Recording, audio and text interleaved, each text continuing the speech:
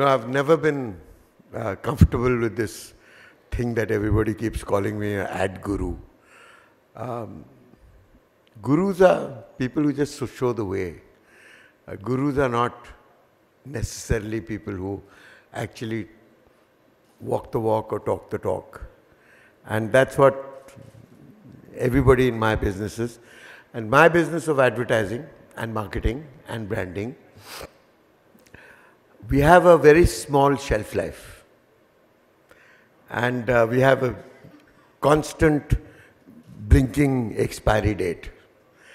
And you are as good as your last job. You have very little reputation, which matters. It doesn't matter what you've done 5 years ago. What matters is, are you relevant now and are you relevant today? And I think it epitomizes a lot of the best things in entrepreneurship, to be an independent advertising professional. Because you don't have a product. You are your own product. And so you have to sell the pants of that product, not just by talking about it, but by delivering. Because whatever you produce and whatever ideas that you get, if you can actually manage to convince a whole team of people around you who are the people who actually pay the money to execute that idea, and if they're with you and you manage to produce a great idea, you know instantly, within a month of implementing that idea, whether it's a dud or whether it's flying. So you don't have to wait for years to try and figure out, was it a good idea? Did we do it right? Did it incubate right? Is the environment correct for it? Can you find an excuse why it didn't work? We have no excuses. It either works or it doesn't work, and it's almost instant. So you stand there completely exposed as somebody who screwed up or as somebody who lucked out. And the fact is that, unlike business management schools, who teach you how to manage risk, and when I say manage risk, it means that they're risk averse. Everybody sitting in this room today is very, very special to me, because you are the product of a history and a society as a throwback. You shouldn't be here. You shouldn't exist. Entrepreneurship is a combination of risk takers, belief, passion, and instinct. Now, instinct, if you join a company, a big multinational company, and if you say, I have a gut reaction, let's try this, you know what your management will tell you? Most of the time, take a purgative. So if you have a gut reaction, do a bowel movement and get rid of it. Because companies don't succeed on gut reactions. They succeed on research and on innovation and on experience and on not taking decisions. Everybody sitting here today is sitting here because you all have understood at a very early age that you need to actually take control of your own lives and call the shots when you need to, and not be told that you're talking shit. Because when you work for somebody else, most of the time, you have to keep your trap shut if you want to keep your job. When you get fed up of keeping your trap shut and holding on to your job, and you free fall and get into business, as it's called, an entrepreneurship, it takes a lot of courage. Trust me. Some of you might have inherited your businesses because they were family businesses. But I don't think a single one of you has just coasted along, letting the business be what it was, and hoping like hell that if it worked for your grandfather, it should work for you. Everyone who has actually taken over a family business has shaped its future into today. Because the reality of today, and all of you understand this because you all are in the business of business, because the business of business is risk, and you cannot avoid it. If it doesn't turn you on, you shouldn't be in business. Because risk is the most turning on factor. It's like an opiate, it's like a drug. You feed on it, you revel in it, you love it. And if you didn't do that, you wouldn't be in business, and if you were in business, you wouldn't be successful. Because if everybody played safe, then everybody would succeed. And 2 and 2 would equal to 4. But for everyone in this room, I think there's a different qualification. 2 and 2 is 22 or nothing. Because the value that you bring to the table is not the lowest common denominator. That value belongs to you because you take the risk, you take the call, you take the fall, and you learn from it. Most of us who work for somebody else or work for a big company, especially a multinational, never have to take a call or to make a decision. We go through our lives making suggestions, never making decisions. So you never really know what would happen if you made a decision. Would you win? Would you lose? What would you do? How would you learn from it? So your learning curve is highly truncated when you are an employee. Your learning curve is constant when you are an employer because you're learning all the time. And if you stop learning, you're dead. And the only truth that everybody in this room understands and learns, and if you don't, you will learn very quickly, is that there's only one constant. And even risk is not a constant. The only constant is change. And change has come upon us with such speed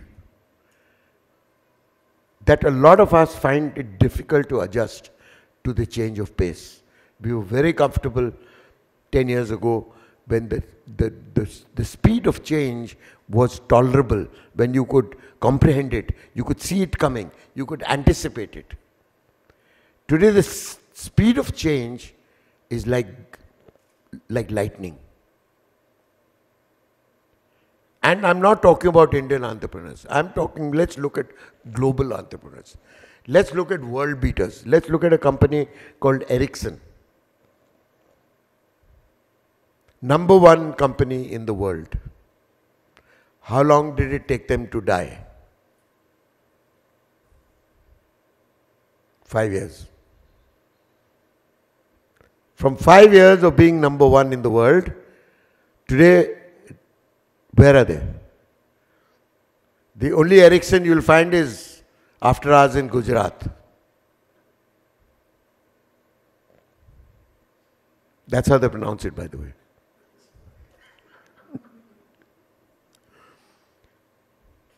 What happened to Nokia?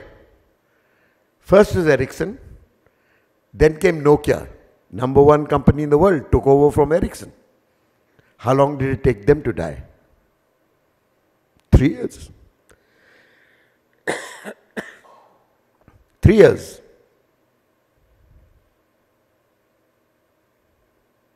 Then there's a third company, which died before it became #1. What is that? Can you tell me? Pardon? Correct.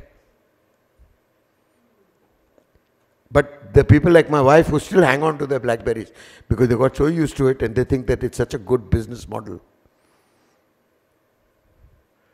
Now, why is it that technology-oriented companies who are #1 in the world, who have all the money in the world to innovate, invent, and understand and be on top of the world because they have the resources to do it, why are they dying?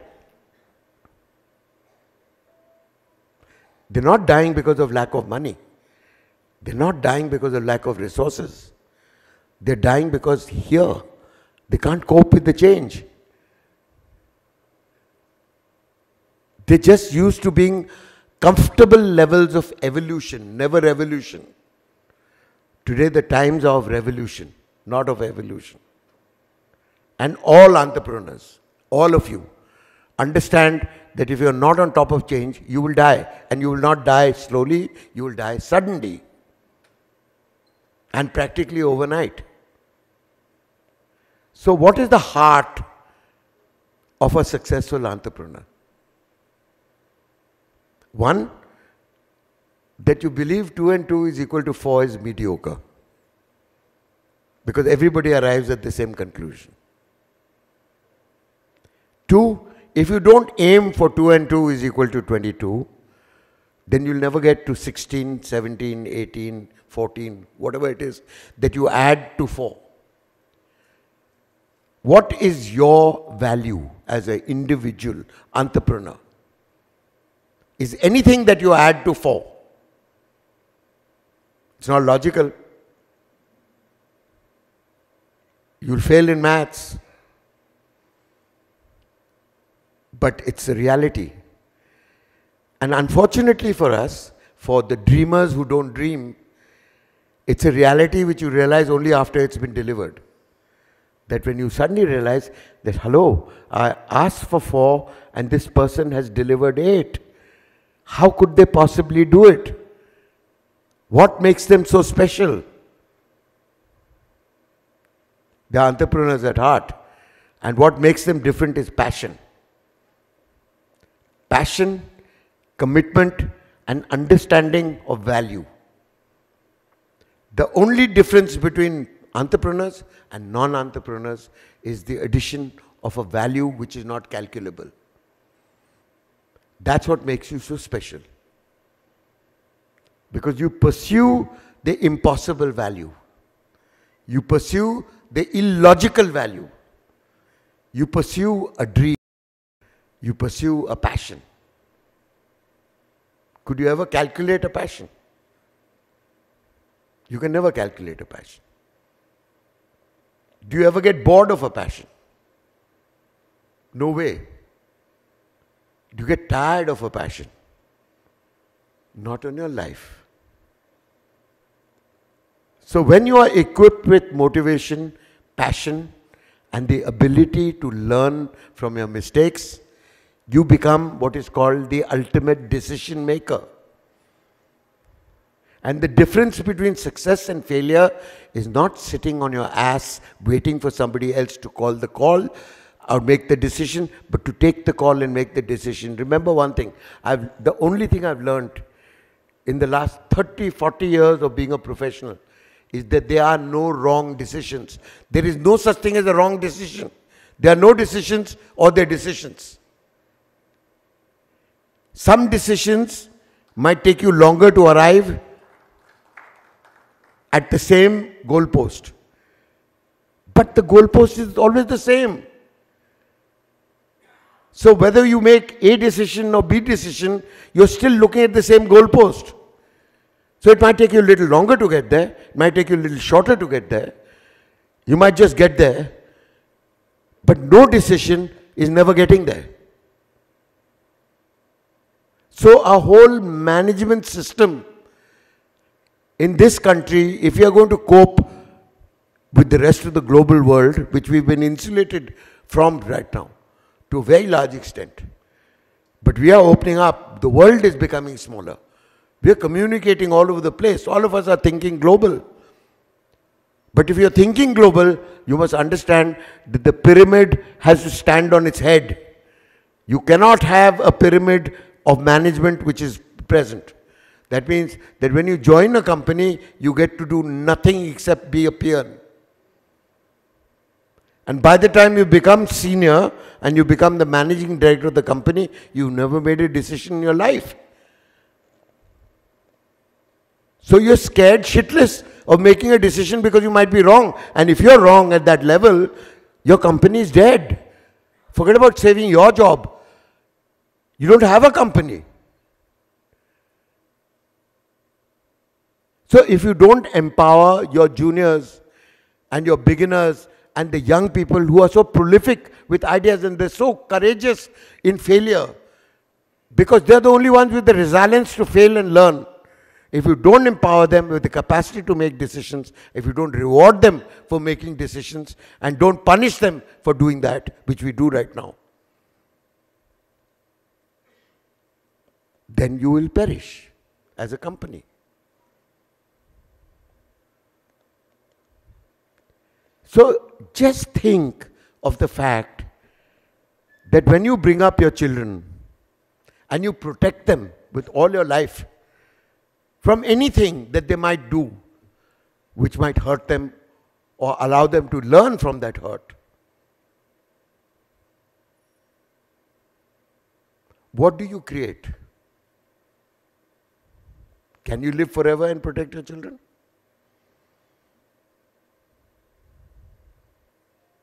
They have to stand up on their own feet. They have to make their own decisions. What is right for them might not be right for you. What is right for you might be wrong for them. They have to understand that.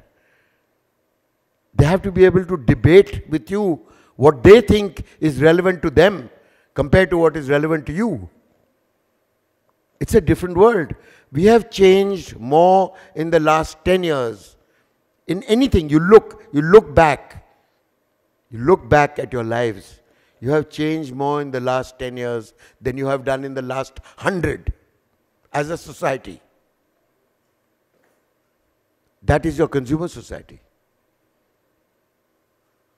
So if you do not produce, innovate, deliver a service or a product or a company or an idea to a young consumer today, which excites him, which is new, which is different, which is volatile, he's not interested.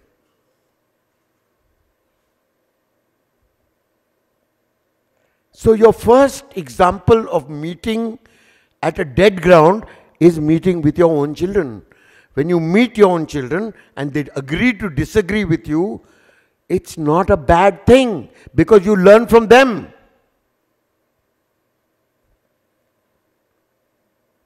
As a senior business entrepreneur, you learn by mentoring.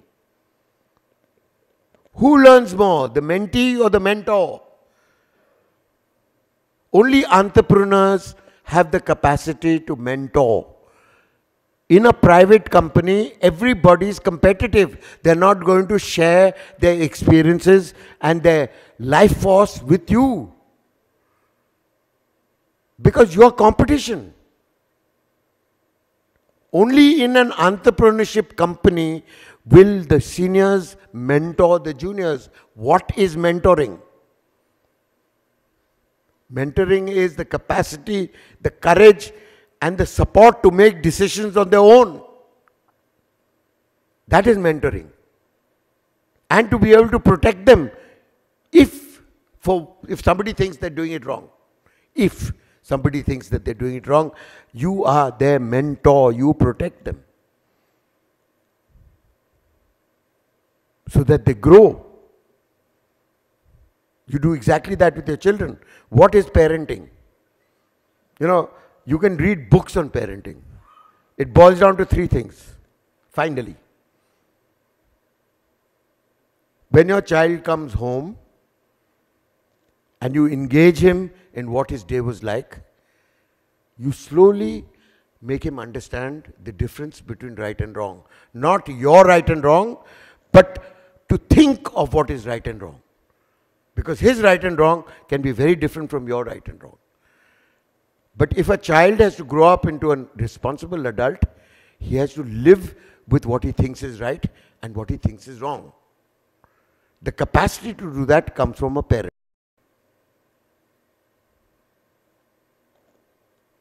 The parent will also provide the best education within your means to the child so that he can be competitive. And finally, the parent pushes the child out of the nest so that he can fly. And what does the parent do while the child learns to fly? Is to run under him, so in case he falls, you catch him. So that is parenting. That is entrepreneurship. That is passion. The capacity to let go.